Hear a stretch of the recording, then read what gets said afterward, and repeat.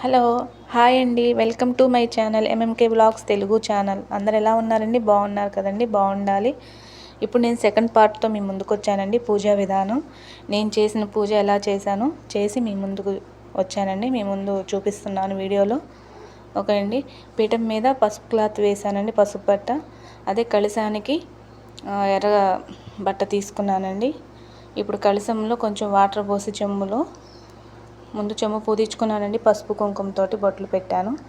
Water పోసి పసుపు కుంకుమ గంధం వేసానండి. అక్షింతలు పువ్వులు చిల్లర నాణం వేసానండి. ఆ నీళ్ళల్లో వేసి ఇప్పుడు మనం కలశాన్ని పెట్టుకుంటున్నామండి. పైన జాయిట్ మొక్క పెట్టేసి అమ్మవారికి కూడా పసుపు బొట్టు పెట్టానండి. కుంకుమ పెట్టి ఏదన్నా మన దగ్గర హారం ఉంటే అలంకరించుకోవచ్చండి. చక్కగా అలంకరించుకోవటమే కావాలండి దీనికి ముఖ్యంగా ఈ పూజకి.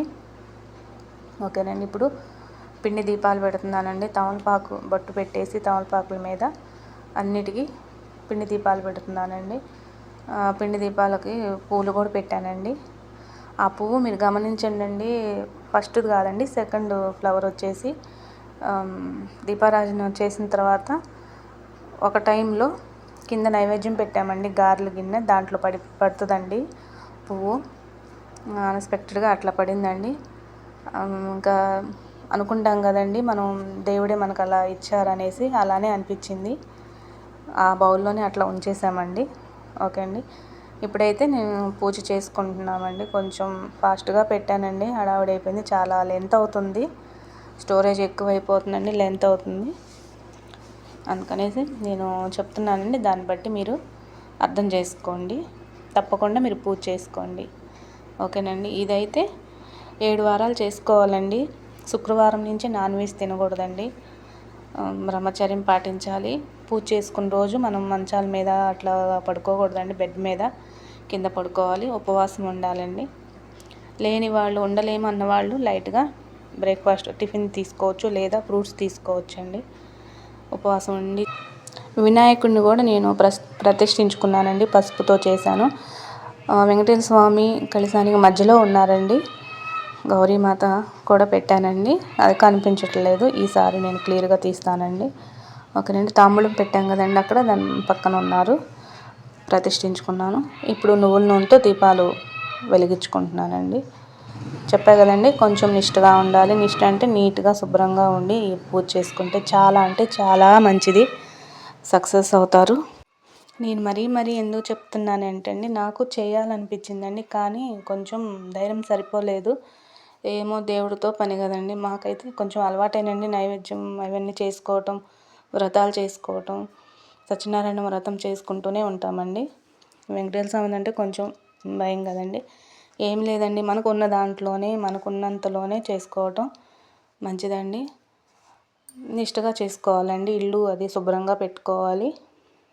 అట్లానే మనం కొంచెం జాగ్రత్తగా చేసుకుంటే చాలండి. చాలా రిజల్ట్ అయితే కనిపిస్తుంది. నాకైతే తెలిసిందండి రిజల్ట్. మీకు కూడా ఖచ్చితంగా తెలుస్తుంది.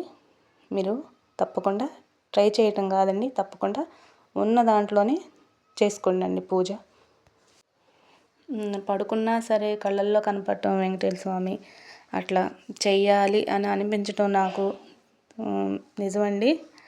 ఇది చెప్తున్నా కూడా ఎవరో తుమ్మారండి. ఇదంటే ఖచ్చితము.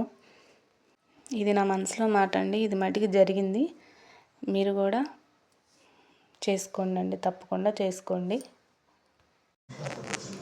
నైవేద్యాలన్నీ పెట్టామండి. పెట్టేసి కొబ్బరికాయ కొట్టేసాము.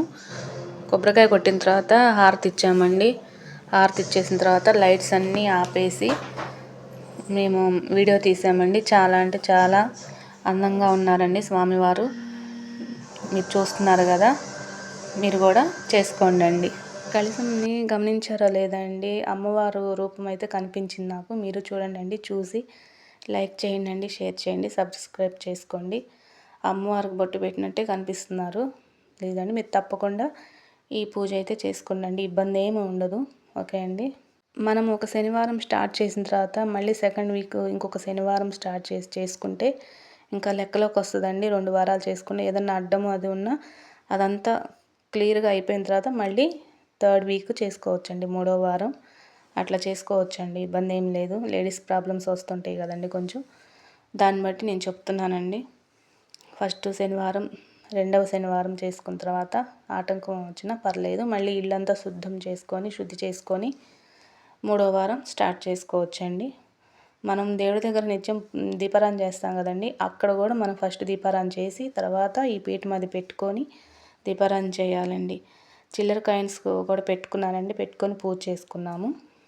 అంతేనండి. ఇంకా అట్లాగా తాంబూలం పెట్టేసుకోవటం. అదిగోండి పువ్వు పడింది చూసారా, దీపం దగ్గర నుంచి, పిండి దీపాల దగ్గర నుంచి పువ్వు పడిందండి. అదండి, నైవేద్యం పెట్టేసుకున్నాము, ప్రశాంతంగా పూజ చేసుకున్నాము, ఉపవాసం ఉన్నాము ఆ రోజు. ఈ పిండి ప్రమిదల్ని ఆవుకు పెట్టేస్తే దీపారాధన కొండెక్కిన తర్వాత ఆవుకు పెట్టుకుంటే చాలా మంచిదండి. లేదంటే మనం వాటర్లో కలిపి కొంచెం చెట్లు మొదట్లో పోసేసుకుంటే ఇంకా అది కూడా మంచిదే. అట్లా ప్రమిదలు డైరెక్ట్గా వేయకుండా వాటర్లో కలిపేసేసుకొని మనం చెట్ల దగ్గర పోసేసుకుంటే తొక్కకుండా ఉంటాము. తొక్కని ప్లేస్ కదండి, తొక్కని ప్లేస్ దగ్గర పోసేసుకోవాలి. మనం గ్లాసులో పక్కన నేను వాటర్ పెట్టానండి, పసుపు కుంకుమ వేసి, అవి కూడా ఇంట్లో చల్లుకుంటే ఇల్లు శుద్ధి అవుతుందండి. మన మీద కూడా చల్లుకోవాలి. అదండి, మనకు తెలిసినంత వరకు మనం చేసుకోవాలండి. ఇప్పుడు వెంకటేశ్వర స్వామి అష్టోత్తర నామాలు చదువుకోవాలండి, బుక్ ఉంటే, లేదంటే ఫోన్లో వస్తాయండి, ఫోన్లో పెట్టుకోవాలి. మేము ఫోన్ పెట్టుకొని చేసుకుంటున్నామండి. ఓకే అండి, లైక్ చేయండి. బాయ్ అండి.